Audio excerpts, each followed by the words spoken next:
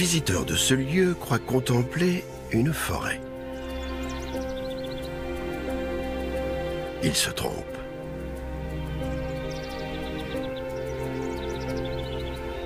En réalité, il s'agit là d'un seul et même arbre doté de 3618 troncs. Ce figuier des Bagnans pourrait couvrir la surface d'un terrain et demi de football. C'est l'arbre le plus étendu du monde. La taille d'un arbre traduit son appétit pour la lumière. Ce figuier est celui qui en reçoit le plus sur Terre.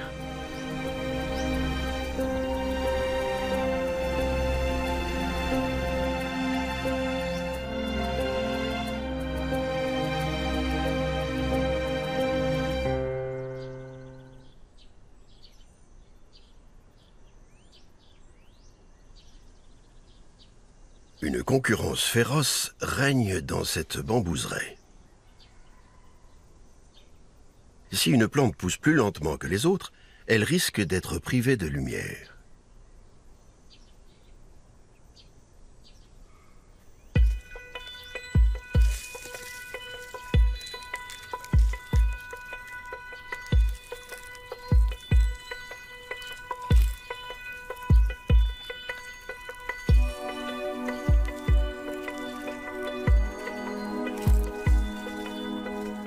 Le bambou géant Mozo peut grandir d'1 mètre en une seule journée.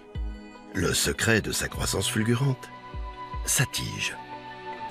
Contrairement à la plupart des arbres, les bambous n'ont pas de tronc robuste, mais une canne segmentée par des nœuds qui renforcent la structure. Chacune des cannes émerge du sol comme une pousse de diamètre fixe et s'élève vers le ciel.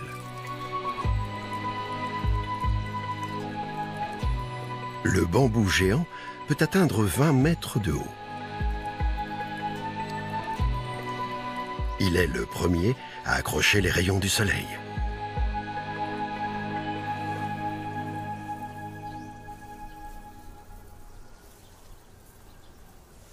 Tout feuillage cherche activement la lumière.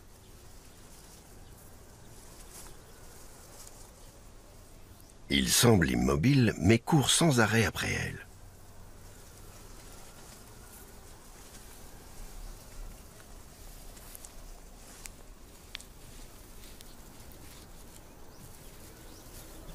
Les feuilles criblées de trous, recevant moins de lumière, paraissent a priori désavantagées. Pourtant, certaines plantes en fabriquent tout exprès.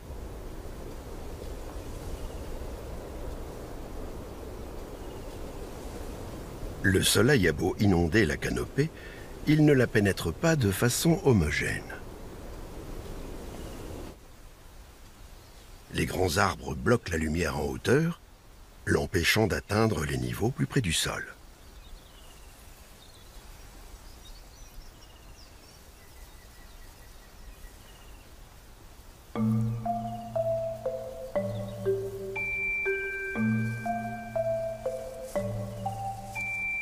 Ces feuilles ajourées sont celles d'une Rhaphidophora foraminifera.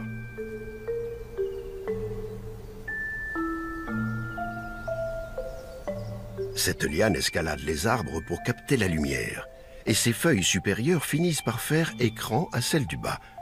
Mais la liane a trouvé une parade à ce problème.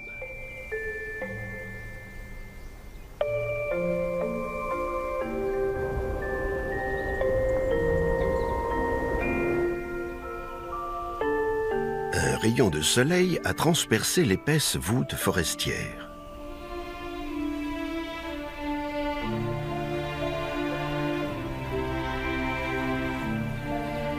Il passe par les perforations des feuilles supérieures, éclaboussant celles du dessous.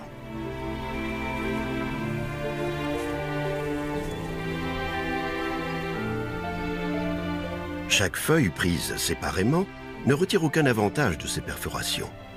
Mais la quantité de lumière reçue par la plante dans son ensemble s'en trouve grandement accrue. Dans cette forêt où la lumière peine à percer, le sacrifice de quelques feuilles assure la survie de la liane tout entière.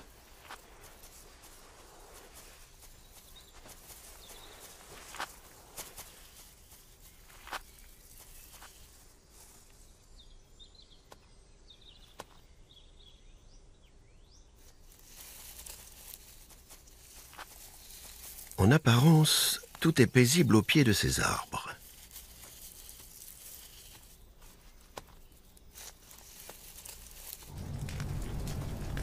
Mais un incendie couve. C'est le mois d'octobre, le pic de la saison sèche dans le nord de l'Australie. Cette forêt brûle au moins une fois tous les 4 ans.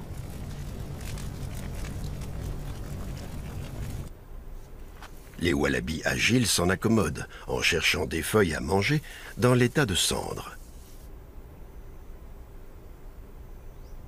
Mais la fumée importune un autre animal qui ne fréquente cette forêt que pendant la saison sèche.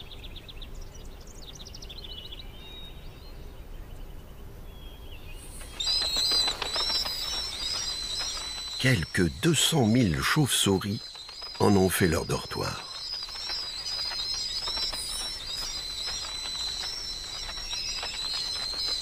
Qu'est-ce qui attire ici ces petits renards volants, comme on les appelle?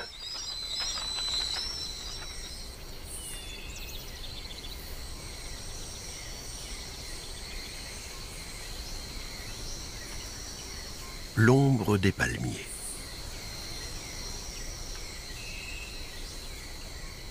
C'est la seule palmeraie de la région.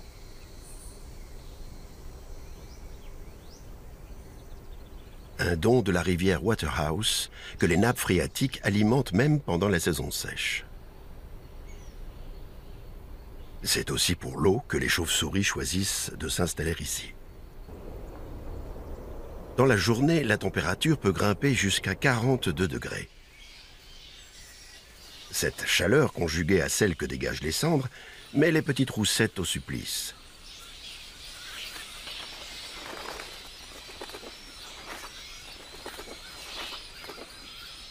Certaines ont accaparé un endroit au frais. D'autres, moins bien loties, doivent se battre pour gagner le droit de rester à l'ombre.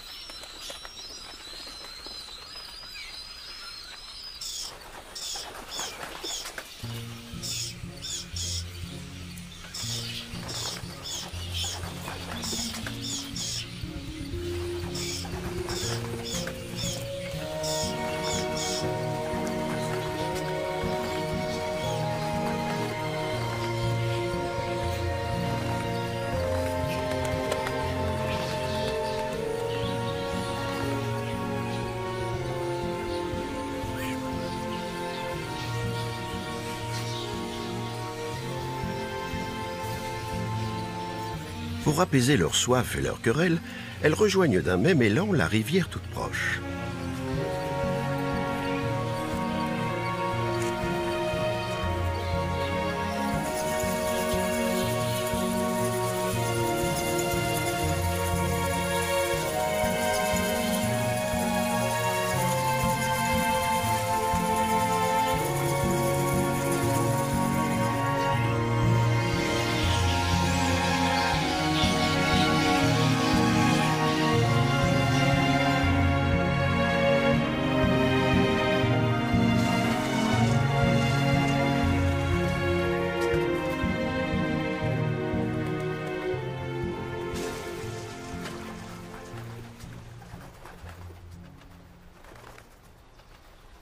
Comme elles ne peuvent pas boire directement, les chauves-souris s'immergent juste assez pour s'asperger d'eau.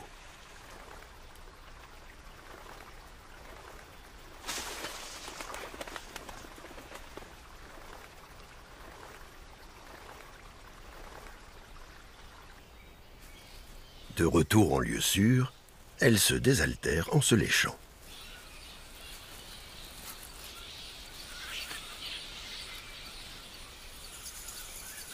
Au crépuscule, elles sont de plus en plus nombreuses à venir étancher leur soif. Sous la surface de l'eau, une paire d'yeux les surveille.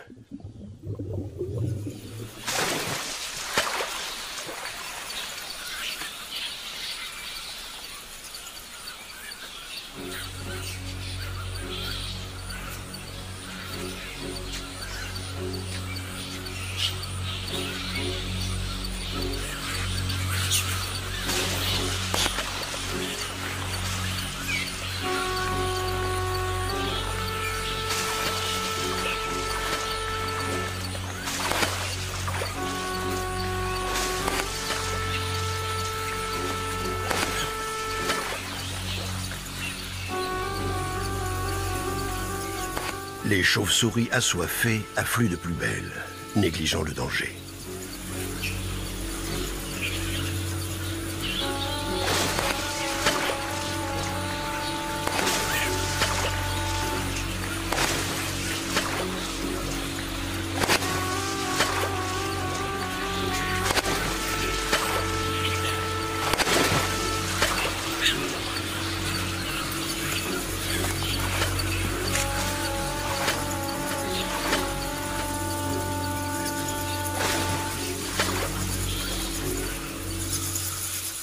Chaque soir, durant la saison sèche, le ciel devient rouge sang, comme l'eau de la rivière où des milliers de chauves-souris s'abreuvent au péril de leur vie.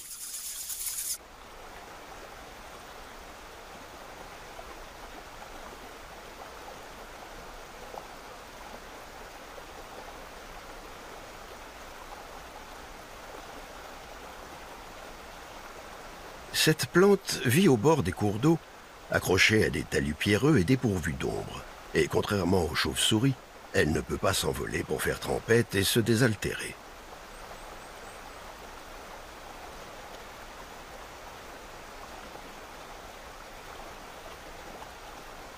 C'est une variété de fougère.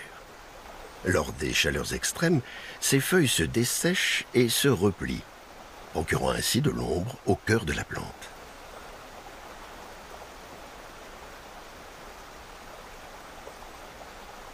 Reste le problème de la soif. Incapable de se mouvoir, la fougère n'a pas accès à l'eau de la rivière pourtant toute proche. Elle a donc appris à attendre.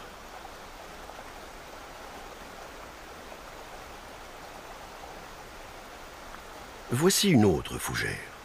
Ses frondes se recroquevillent comme celles de sa cousine. Elles non plus ne sont pas mortes. Elles attendent.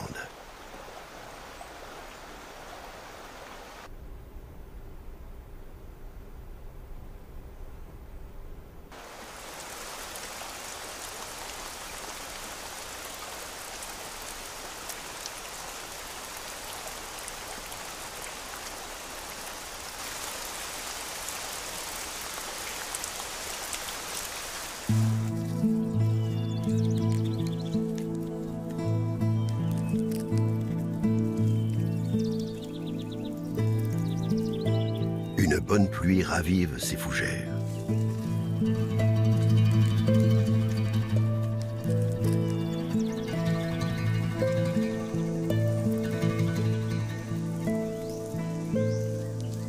Elles peuvent reprendre vie en quelques heures. D'où leur surnom, plante de la résurrection.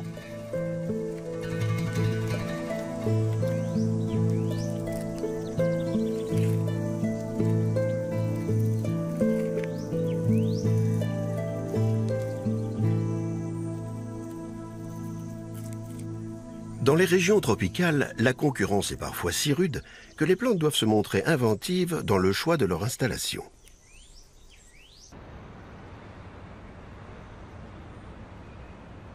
Cette plante a trouvé un lieu pour le moins insolite.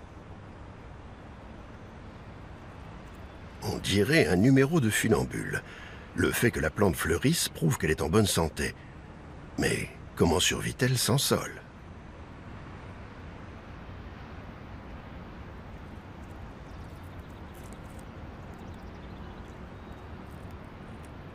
Catopsis berteroniana se débrouille avec sa réserve d'eau personnelle. Ses feuilles en forme de gouttière recueillent et stockent l'eau de pluie. Lorsqu'on vit sur la corde raide, faire des provisions est la clé de la survie.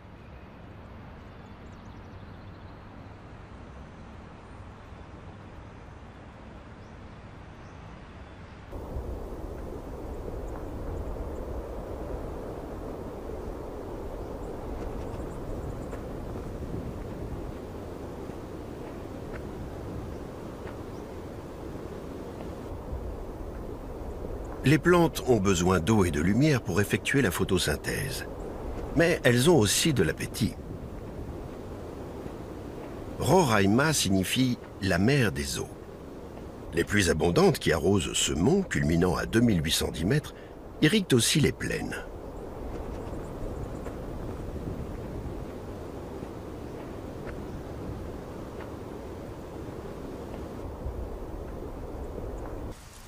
Avec 3000 mm de précipitations annuelles en moyenne, le mont Roraima est un des endroits les plus arrosés de la planète.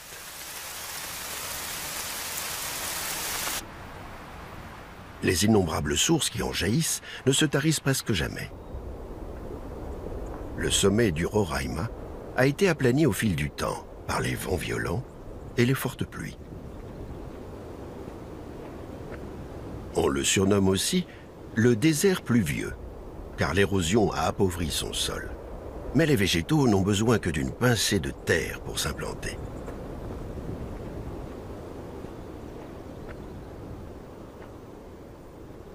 La vallée des cristaux s'étend à l'ouest du sommet.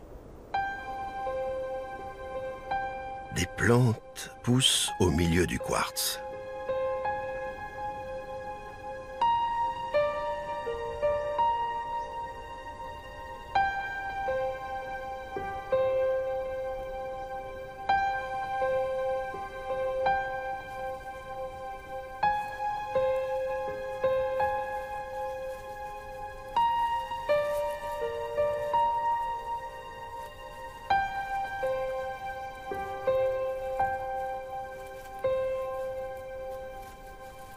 Il faut avoir quelques talents cachés pour survivre dans cet environnement hostile. Eliamphora nutans remplit ses urnes de nectar pour piéger des insectes. Ses victimes habituelles sont des moustiques.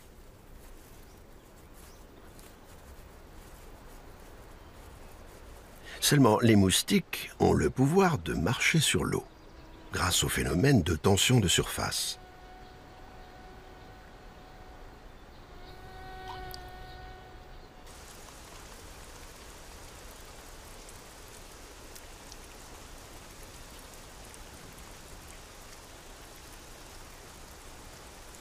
La tension de surface résulte de l'attraction mutuelle des molécules d'eau.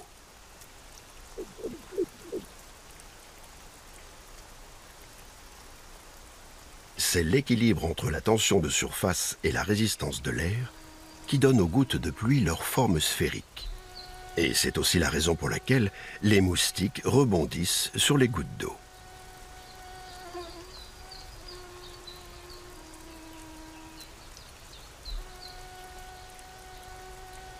Même heurté de plein fouet, l'insecte n'est pas emporté. Il peut perdre momentanément l'équilibre, mais se rétablit vite et reprend son vol.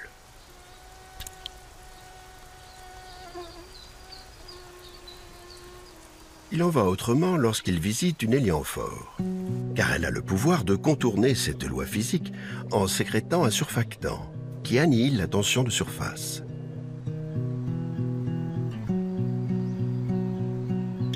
Ainsi, le moustique attiré par son nectar ne pourra plus se maintenir sur l'eau et mourra noyé.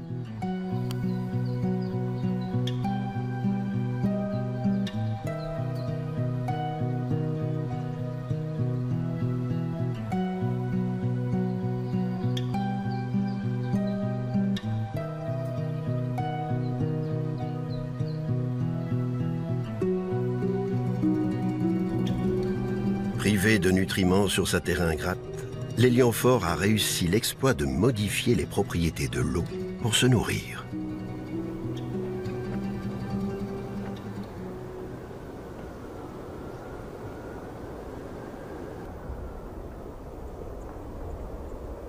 Des centaines de pinacles de pierre percent cette gigantesque forêt de Bornéo. Nous sommes dans l'une des plus anciennes régions tropicales du monde.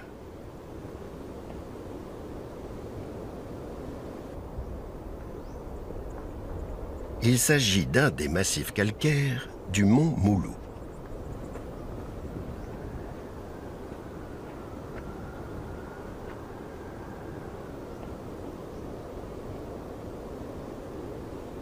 C'est la pluie qui a creusé ces multiples sillons. Cette région bat tous les records de pluviosité.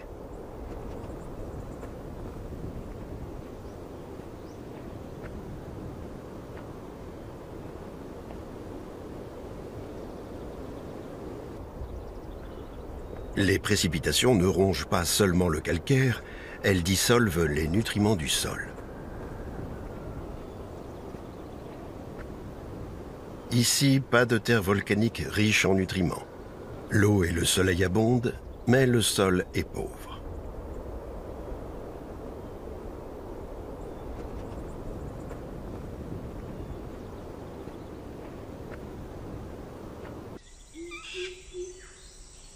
C'est pourquoi certaines plantes locales se sont dotées d'un organe spécifique pour se nourrir.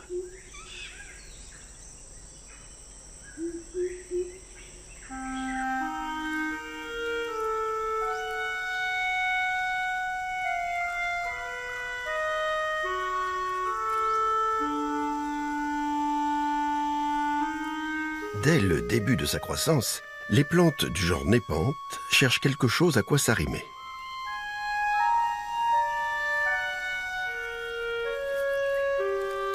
Si elles ne trouvent rien, elles forment une longue vrille à partir de la nervure centrale de leurs feuilles.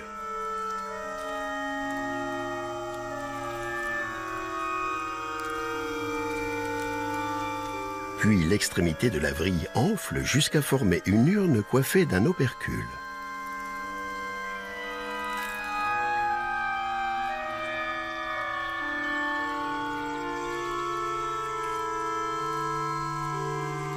Les népenthes s'équipent ainsi de plusieurs bouches pour satisfaire leur appétit, car ce sont des plantes carnivores.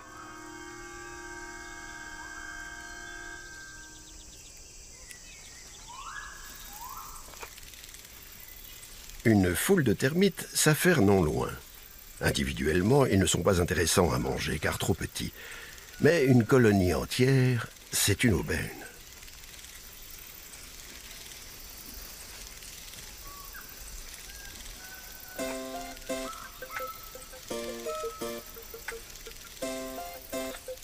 Les termites se nourrissent habituellement de feuilles mortes. Il leur faut à peu près une demi-journée pour venir à bout d'une seule feuille. Une tâche fastidieuse.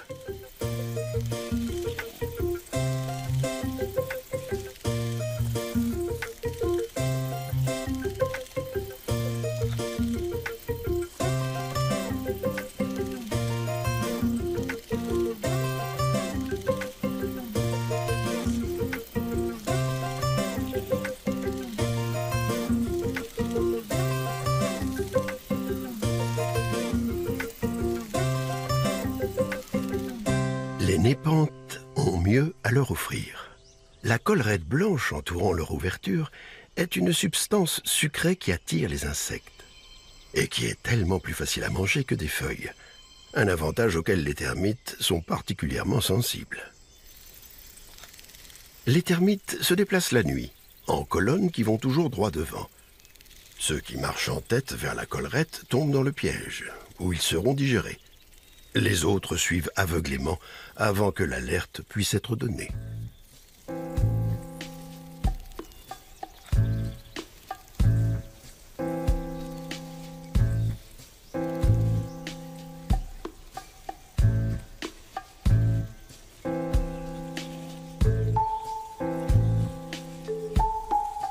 La colonne de termites court ainsi inéluctablement à sa perte.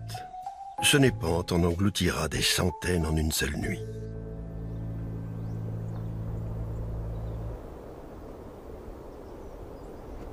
Les massifs calcaires du mont Moulou sont creusés de profondes cavités souterraines.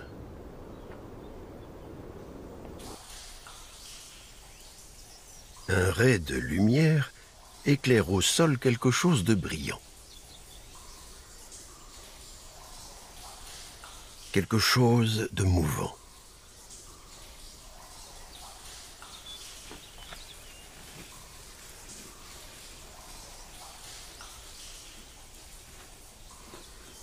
Des blattes. Elles se sont rassemblées ici par milliers pour se repaître d'excréments de chauves-souris très nourrissants. Un tapis de blattes de toute taille.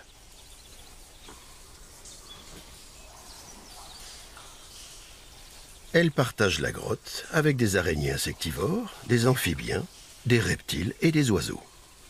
Ils sont tous intéressés par les déjections de chauves-souris.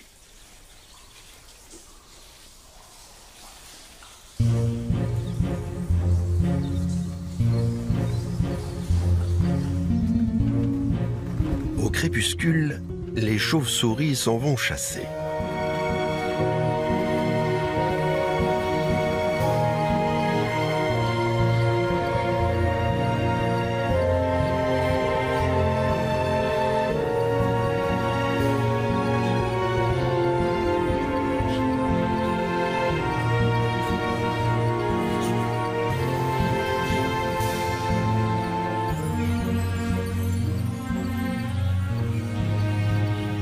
Elles sont environ 2 millions à rapporter chaque jour de la nourriture.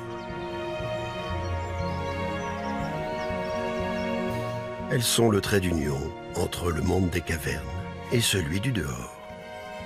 Si l'écosystème de cette grotte perdure, c'est grâce à elles et à leurs excréments.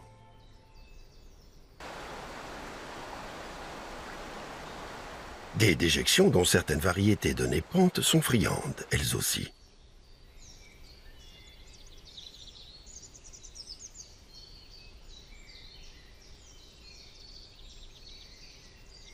Le Nepenthes emsleyana sait que les chauves-souris font leurs besoins en dormant. Il va donc leur offrir un lit.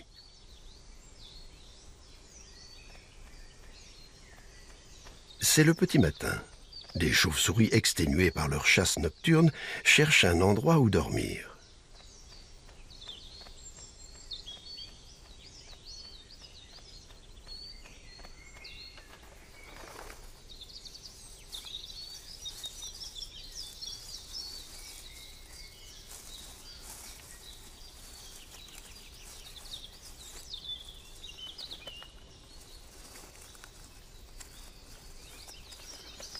Comment la plante fait-elle pour attirer les chauves-souris? Les chauves-souris déchiffrent leur environnement grâce aux ondes sonores. La forme de l'urne et de l'opercule de ce népenthe fonctionne comme un réflecteur acoustique et leur permet de communiquer avec les petits mammifères en leur envoyant une sorte de message de bienvenue. Les chauves-souris sont des êtres d'habitude. Elles dorment toujours au même endroit. Le Nepenthes emsleyana a donc des repas frais livrés à domicile tous les jours. Le sol de cette région est trop ingrat pour accueillir de grands arbres. Il n'y pousse que des arbrisseaux et des mousses, et la faune est peu nombreuse.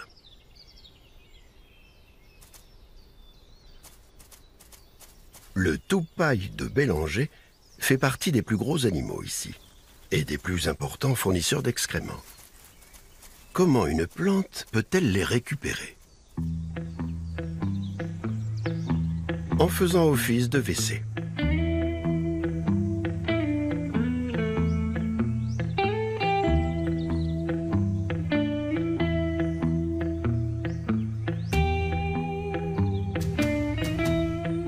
Encore faut-il que ces toilettes soient adaptées à la taille et au poids de l'utilisateur. On a ici la taille idéale pour un petit mammifère comme le toupaille.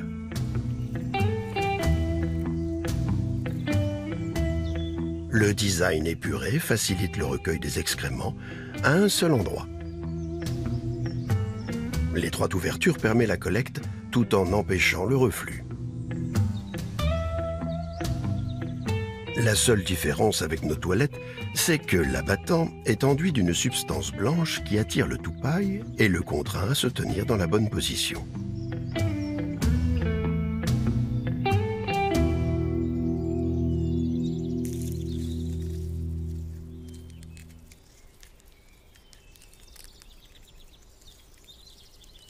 Cette substance a un goût sucré et contient un suc digestif.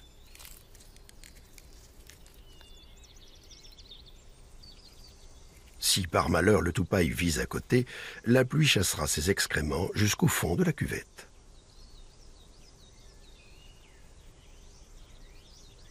Cet ingénieux dispositif permet au Nepenthes lowi de survivre dans ce milieu hostile.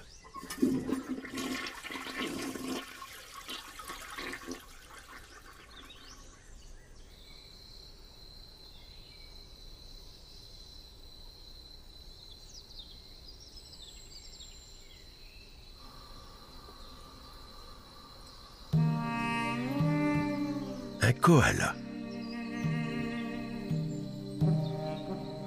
Ce marsupial australien dort 20 heures par jour.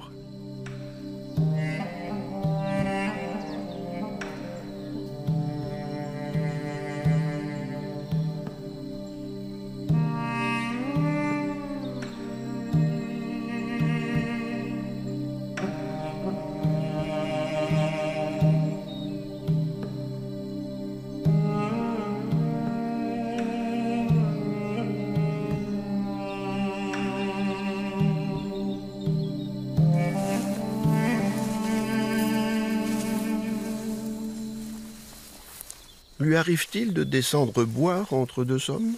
Même pas. Les feuilles d'eucalyptus lui apportent une nourriture solide et liquide.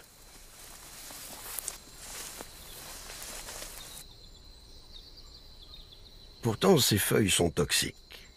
C'est leur mécanisme de défense contre les animaux. Pendant que les koalas dorment, soit la plus grande partie de la journée, leur flore intestinale digère les feuilles empoisonnées.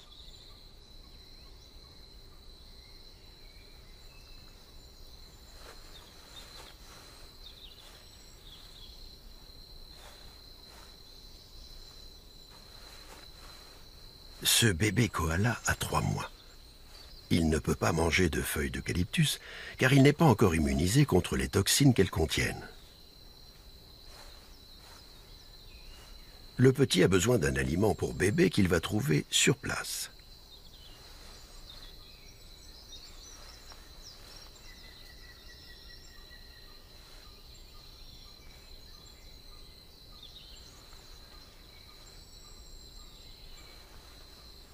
Mais avant cela, il doit frotter et masser le ventre de sa mère avec son museau et ses pattes.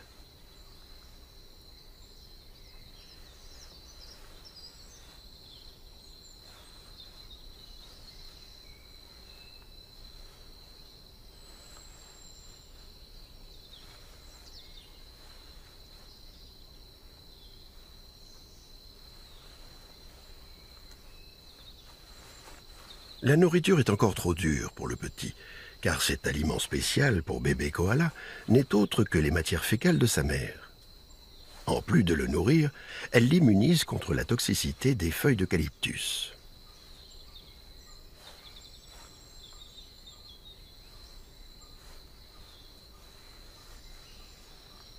Le bébé ajuste sa position et reprend son massage. Maintenant, les selles sont plus molles et plus digestes.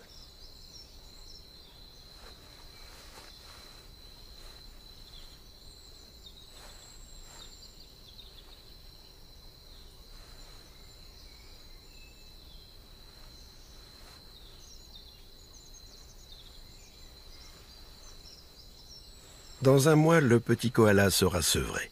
Il pourra à son tour se gaver de feuilles.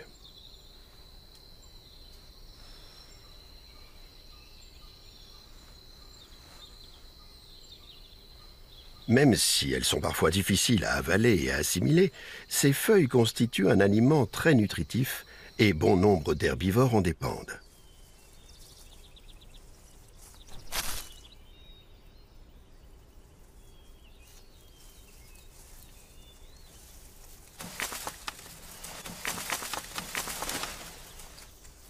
Certaines plantes aussi sont intéressées par le potentiel nutritionnel des feuilles.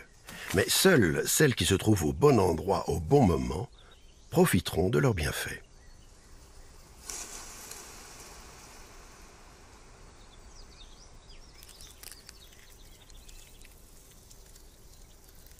C'est pour cela que ce népenthe ouvre grand ses bouches.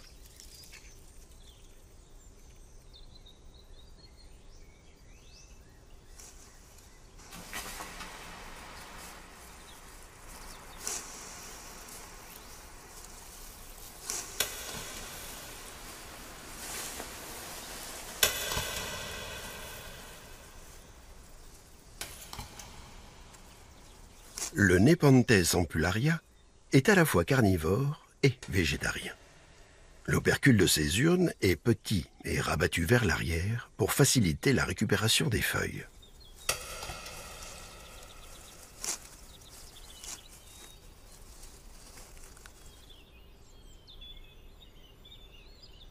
Ces népenthes vivent regroupées au pied des arbres, le meilleur endroit pour récolter un maximum de feuilles.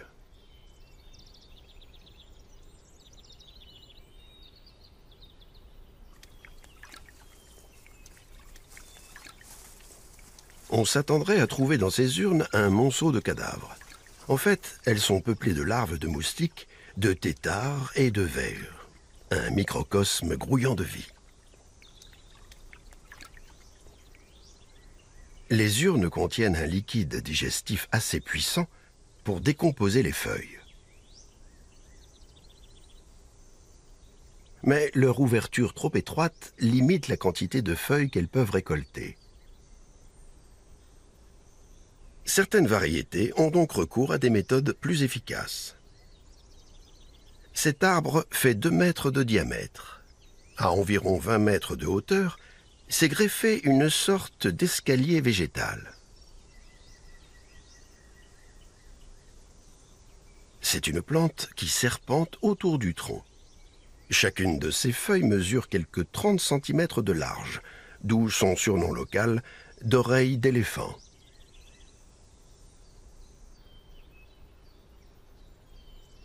Il s'agit ici d'une orchidée épiphyte. Elle pousse sur un autre végétal sans le parasiter. Plus étonnant encore, elle parvient à trouver de la nourriture à cette hauteur. Là encore, ce sont des feuilles.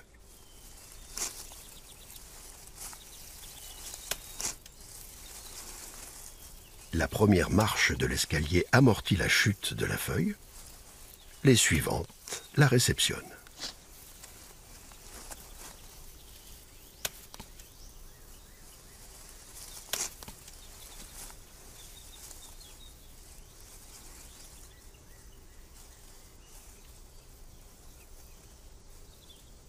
Lorsqu'il y a suffisamment de feuilles sur les marches, un champignon apparaît, qui les décompose en nutriments assimilables.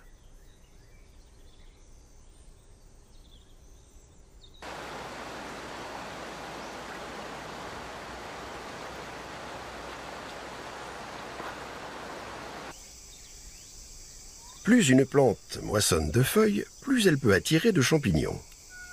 Ce palmier est un vrai maître en la matière.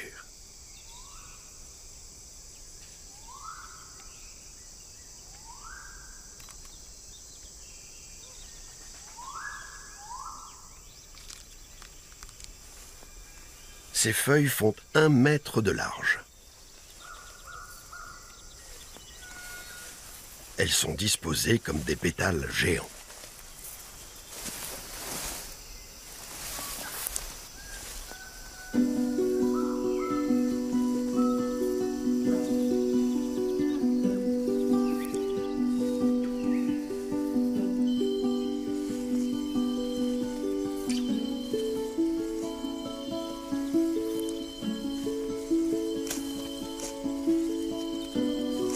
Le palmier a des limbes plissées pour réduire la friction avec les feuilles et leur permettre de mieux glisser vers sa bouche.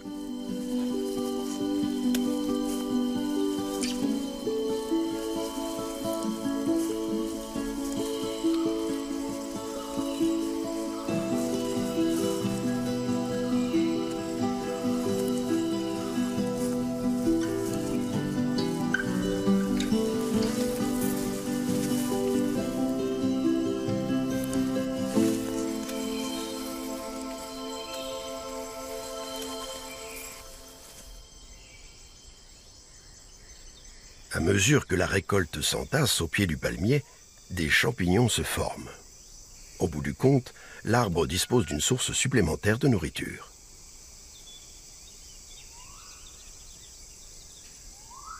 Des arbres qui se nourrissent de feuilles, des végétaux qui élaborent des pièges pour attraper des insectes. Les plantes rivalisent décidément d'efforts et de ruses étonnants pour se nourrir. Et on n'est jamais arrivé au bout des surprises.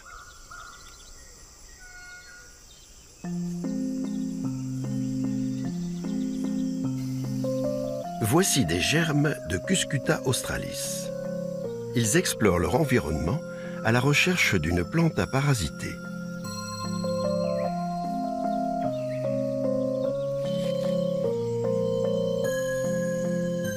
Quand un germe l'a trouvé, il commence par aspirer les nutriments des tissus de son hôte.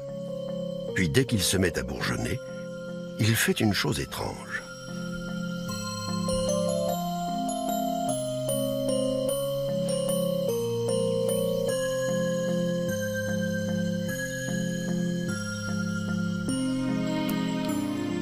Il rompt sa propre tige. La cuscute n'a pas besoin de racines, alors elle s'en débarrasse.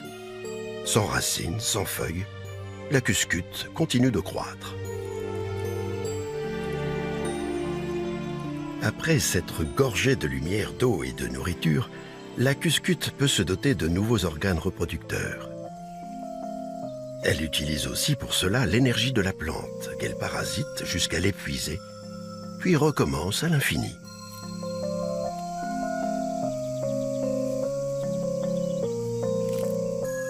Au cours de leur évolution, les plantes ont adopté des solutions aussi variées qu'étonnantes pour s'adapter à leur environnement. Nous n'avons pas fini de les découvrir.